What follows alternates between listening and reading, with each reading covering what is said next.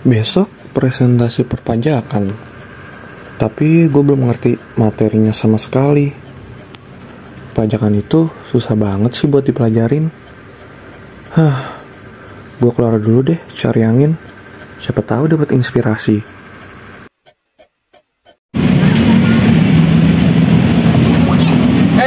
Ini Rio, mahasiswa yang besok presentasi tapi belum tahu apa yang harus dipresentasiin.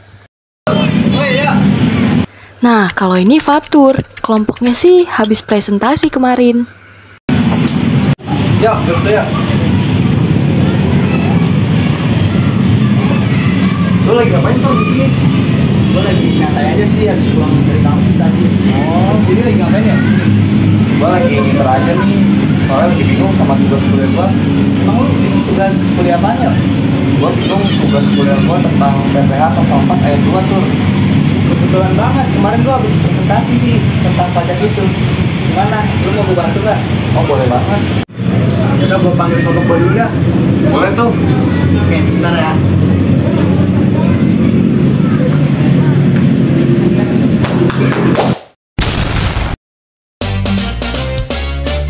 Ini kelompok presentasi Fatur. Mereka yang akan ngebantuin Fatur buat ngejelasin materi ke Rio. Ini keren banget tuh. Sini duduk. Wanita berkerudung hitam dan berkacamata ini adalah Melati. Dia akan menjelaskan tentang pengertian. Kita di sini bakal ngejelasin nih ke kamu apa sih PPh pasal 4 ayat 2.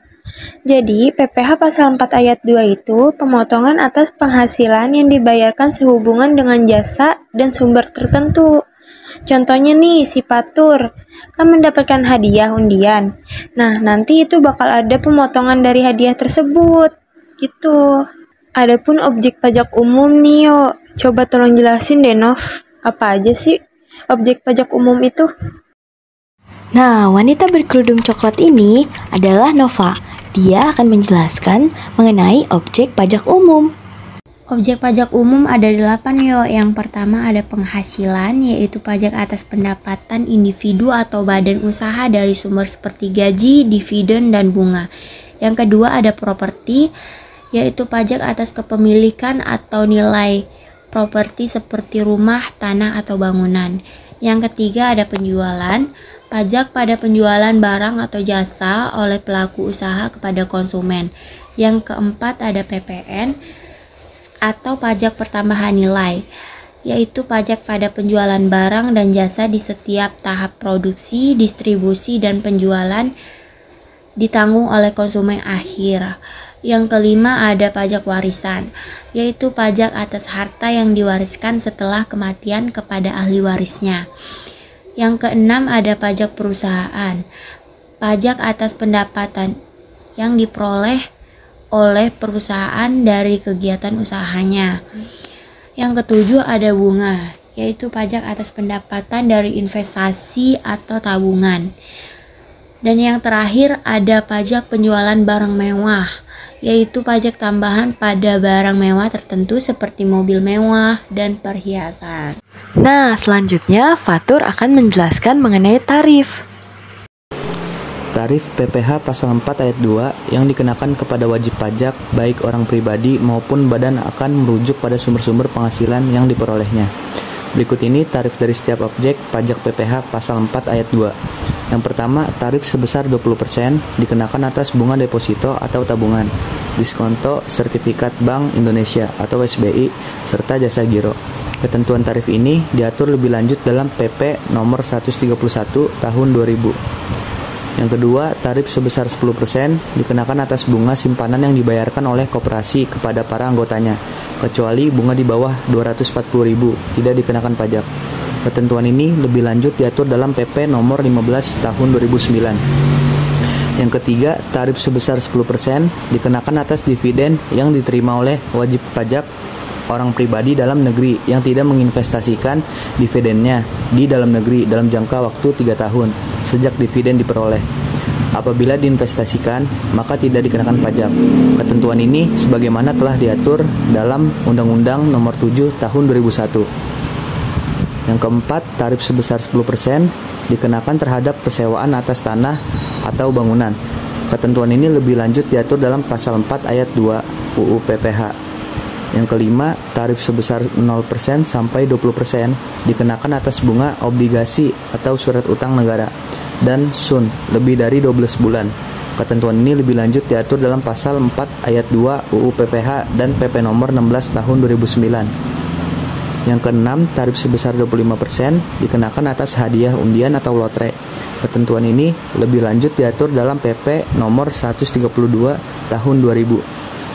Yang ketujuh, tarif sebesar 0,5% dikenakan atas transaksi penjualan saham pendiri dan tarif sebesar 0,1% dikenakan atas transaksi saham bukan pendiri.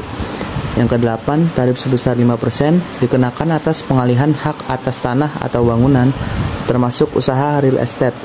Sedangkan tarif sebesar 1% dikenakan atas pengalihan rumah sederhana dan rumah susun sederhana. Yang kesembilan, tarif sebesar 0,1% dikenakan atas transaksi penjualan saham atau pengalihan penyerahan modal pada perusahaan pasangannya yang diperoleh perusahaan modal Ventura. Yang ke-10, tarif sebesar 2,5% dikenakan atas transaksi derivatif berjangka panjang yang sudah diperdagangkan di bursa. Ketentuan ini lebih lanjut diatur dalam PP nomor 17 tahun 2009. Selanjutnya, perempuan yang duduk di samping Fatur adalah Clarissa. Dia akan menjelaskan mengenai mekanisme pembayaran pajak. Lalu, bagaimana sih mekanisme pembayaran PPh pasal 4 ayat 2 itu? Pembayaran PPh pasal 4 ayat 2 dapat dilakukan dengan dua cara, yaitu pemotongan dan pembayaran sendiri. Nah, mekanisme pemotongan ini ialah penyewa harus memotong pajak penghasilan sebesar 10% dari uang sewa yang dibayarkan. Mekanisme ini dilakukan jika penyewa ialah pihak-pihak yang disebut sebagai pemotong pajak, diantaranya badan pemerintah, penyelenggara kegiatan, subjek pajak dalam negeri, bentuk usaha tetap, perwakilan perusahaan luar negeri lainnya, kerjasama operasi, dan orang pribadi yang ditetapkan oleh Direktorat Jenderal Pajak. Selain itu, ada mekanisme pembayaran sendiri. Mekanisme pembayaran sendiri ini merupakan mekanisme di mana pajak final sebesar 10% dari uang sewa dibayarkan sendiri oleh pemilik tanah atau bangunan. Pada mekanisme ini, penyewa bukanlah pihak-pihak yang disebutkan tadi, maka pemilik tanah atau bangunan yang harus menyetorkan sendiri pajak finalnya. Gitu yo.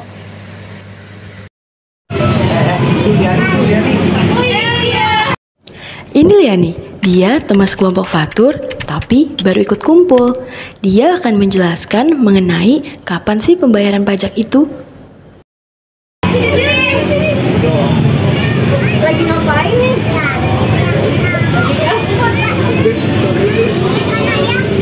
Duduk. Kalian lagi bahas apa sih? Oh, mengenai tentang pajak. Kalian tahu nggak sih batas waktu penyetoran dan pelaporan pajak? Nah, biar saya kasih tahu ya. Pembayaran pajak itu kalau nggak salah kemarin aku sempat cek di Google. Nah, aku sempat simpen sih. Nah, ini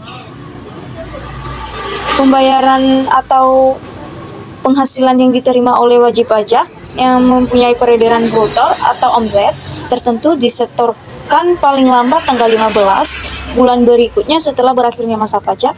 Sementara untuk pelaporannya apabila sudah validasi NTPP, maka wajib pajak tidak perlu lapor lagi. Nah, ada juga di pasal 4 ayat 2 berupa bunga deposito tabungan dan diskonta SBI disetorkan paling lambat tanggal 10 bulan berikutnya setelah berakhirnya masa pajak dan dilaporkan paling lambat tanggal 20 setelah berakhirnya masa pajak. Iya, makanya kalau kalian baru bayar pajak, segera dibayar ya. Soalnya tanggal 15 itu waktu pembayarannya. Oke, dari yang udah dijelasin teman-teman tadi, gue udah bisa menarik kesimpulan tentang PPh pasal 4 ayat 2 ini.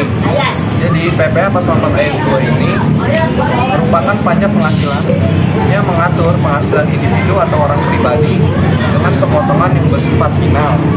Dan PPh pasal 4 ayat 2 ini juga memiliki beberapa objek.